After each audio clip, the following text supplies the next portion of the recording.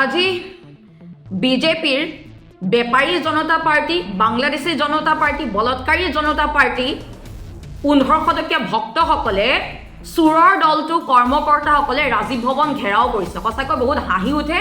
এতিয়া BJP কৰ্মকৰ্তাসকল international জোকাৰলৈ পৰিণত হৈছে। বিজেপি কৰ্মকৰ্তাসকলে ৰাজীৱ ভৱন ঘেৰাও কৰাতকৈ বাজপেয়ী ভৱন কিয় ঘেৰাও নকৰে? বাজপেয়ী ভৱন ঘেৰাও কৰি বিজেপি কৰ্মকৰ্তাসকলক সুধিবলৈ সাহস হ'বনে? প্ৰধানমন্ত্ৰী ডাঙৰীয়া এপষ্টিন ফাইলৰ লগত কি সম্পৰ্ক আছে? বাজপেয়ী ভৱন ঘেৰাও কৰি বিজেপি কৰ্মকৰ্তাসকলক সুধিবলৈ সাহস হ'বনে যে ডোনাল্ড ট্ৰাম্পৰ মতে কিয় উদ্ভৱ কৰে আমাৰ প্ৰধানমন্ত্ৰী ডাঙৰীয়া? বাজপেয়ী ভৱন ঘেৰাও কৰি বিজেপি কৰ্মকৰ্তাসকলক সুধিবলৈ সাহস হ'বনে যে আমাৰ মুখ্যমন্ত্ৰী ডাঙৰীয়া বাৰবাৰকৈ বাংলাদেশ ভ্ৰমণ কৰিবলৈ কিয় গৈছিলে? বাজপেয়ী ভৱন ঘেৰাও কৰি সুধিবলৈ সাহস হ'বনে বিজেপি কৰ্মকৰ্তাসকলৰ যে গৰু চোৰ, মাটি চোৰ, দুনিয়া চিণ্ডিকেটৰ লগত যে বিজেপি নেতা, ডাঙৰ ডাঙৰ নেতা কৰ্মীসকল জড়িত, এইসকলৰ ওপৰত কেতিয়া বিহিত ব্যৱস্থা ল'ব? বাজপেয়ী ভৱন ঘেৰাও কৰি বিজেপি নেতা কৰ্মীসকলক সুধিবলৈ সাহস হ'বনে যে এইখন চৰকাৰ দিনত নাৰী কিয় সুৰক্ষিত নহয়, নাৰীক কিয় অপমান কৰা হয়? বাজপেয়ী ভৱন ঘেৰাও কৰি তেওঁলোকে এইবিলাক কথা সুধিবলৈ সাহস হ'বনে নহয়? ৰাজীৱ ভৱন যে ঘেৰাও কৰিবলৈ আহিছে, সঁচাকৈ বহুত লাজ লাগে।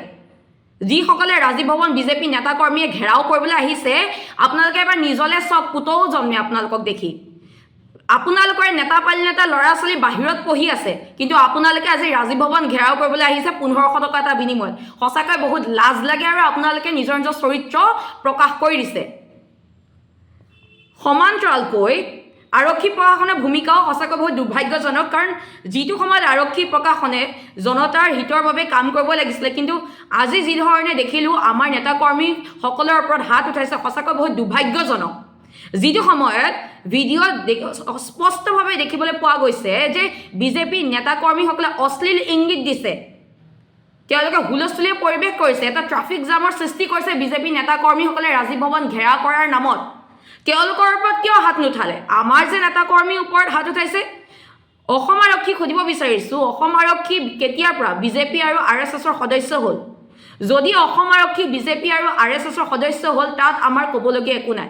যদিহে অসম আৰক্ষী বিজেপি আৰু RSSৰ সদস্য নহয়, তেনেহ'লে দুয়ো পক্ষৰ ওপৰত সমানে কিয় ব্যৱস্থা নল'লে? কেৱল কংগ্ৰেছৰ নেতাকৰ্মীৰ ওপৰত চৰ লাঠি গুৰ কিয় বিজেপি নেতাকৰ্মীৰ ওপৰত হাত উঠাবলৈ সাহস নহ'লে?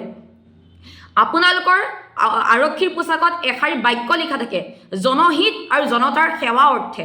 সঁচা অৰ্থত আপোনালোকে জনতাৰ সেৱা অৰ্থে কাম কৰিছেনে নে একপক্ষভাৱে কাম কৰিছে? আপোনালোকৰ পোছাকত যিষাৰি বাক্য লিখা থাকে, সেই বাক্যশাৰী আপোনালোকে পালন কৰিছেনে আখৰে আখৰে? আপোনালোকে আপোনালোকৰ পোছাকৰ সন্মান ৰাখিছেনে নে কেৱল বিজেপিৰ কথামতে উদ্ভৱ কৰিছে? যদি বিজেপিৰ কথামতে উদ্ভৱ কৰিছে, যদি বিজেপি আৰু RSSৰ দলৰ সদস্য, তাত আমাৰ ক'বলগীয়া একো নাই। সঁচাকৈ দুখ লাগে আপোনালোকৰ এই অৱস্থা দেখি।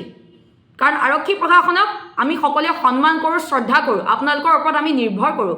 যেতিয়া আপোনালোকে একপক্ষভাৱে এনেদৰে যদি স্থিতি লয়, সঁচাকৈ দুৰ্ভাগ্যজনক। আৰু আপোনালোকৰ পোছাকত যিষাৰি বাক্য লিখা আছে, জনহিত আৰু জনতাৰ সেৱা অৰ্থে, এয়া বাস্তৱ ক্ষেত্ৰত অচল হৈ পৰিছে। আৰু সমান্তৰালকৈ এষাৰি কথা মনত পেলাই দিব বিচাৰিছোঁ, প্ৰাক্তন উপ প্ৰধানমন্ত্ৰী তথা গৃহমন্ত্ৰী সেই সময়ত চৰ্দাৰ বল্লভভাই পেটেল ডাঙৰীয়াই কৈছিল যে আৰক্ষীৰ প্ৰাথমিক দায়িত্ব হৈছে চৰকাৰৰ সন্মান বজাই ৰখা আৰু জনতাক সুৰক্ষা দিয়া। সঁচা অৰ্থত আপোনালোকে প্ৰাথমিক যিটো দায়িত্ব, সেই দায়িত্ব পালন কৰিছেনে? জনতাক সুৰক্ষা দিব পাৰিছেনে? কেৱল কংগ্ৰেছৰ নেতাকৰ্মীৰ ওপৰতে জঁপিয়াই পৰাটোৱে আপোনালোকৰ দায়িত্ব নেকি? ৰাজীৱ ভৱন যে ঘেৰাও কৰিব আহিছে বিজেপি নেতাকৰ্মীসকলে, তেওঁলোকে জানেনে তেওঁলোকে কিহৰ কাৰণে ঘেৰাও কৰিব আহিছে? নে 1500 টকা এটা পালে বুলিয়ে চিঞৰিবলৈ আহিছে আৰু অশ্লীল ইংগিত দিবলৈ আহিছে? এনেও বিজেপিৰ আচল চৰিত্ৰ সকলোৱে জানে।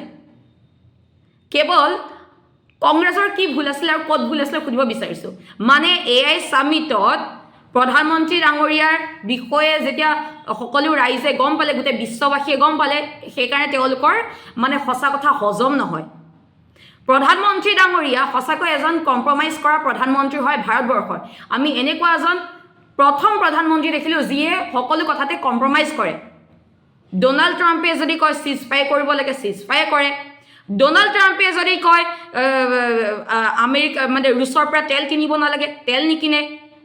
কেৱল ডনাল্ড ট্ৰাম্পৰ মতে উদ্ভৱ কৰে আমাৰ যিবিলাক ভাৰত ডেটা আছিলে আমাৰ দেশৰ যিবিলাক ডেটা আছিলে তথ্য আছিলে সেই তথ্যসমূহো আমেৰিকাক গতাই দিছে প্ৰধানমন্ত্ৰী ডাঙৰীয়া ইমান কি দুৰ্বলতা আছে সকলো ক্ষেত্ৰত যে আমেৰিকাৰ তলত চলে ডনাল্ড ট্ৰাম্পৰ কথা মতে উদ্ভৱ কৰে নিজৰ মেৰুদণ্ড নাই নেকি মেৰুদণ্ডটাক একেবাৰে প্ৰধানমন্ত্ৰী ডাঙৰীয়া বেকা হৈ গ'ল নেকি যাৰ বাবে এনেধৰণৰ সিদ্ধান্ত লয় আৰু সমান্তৰালকৈ এইখন চৰকাৰ দিনত ভাৰতবৰ্ষে এটা টেগ পালে চুৰৰ টেগ কেৱল ভাৰতবৰ্ষখন চুৰময় হৈ গৈছে চুৰৰ তাণ্ডৱ গৰু চুৰ মাটি চুৰ পানী চুৰ পাণ চুৰ তামোল চুৰ চুৰৰ পৰা এইখন চুৰৰ টেগ লোৱাৰ পৰা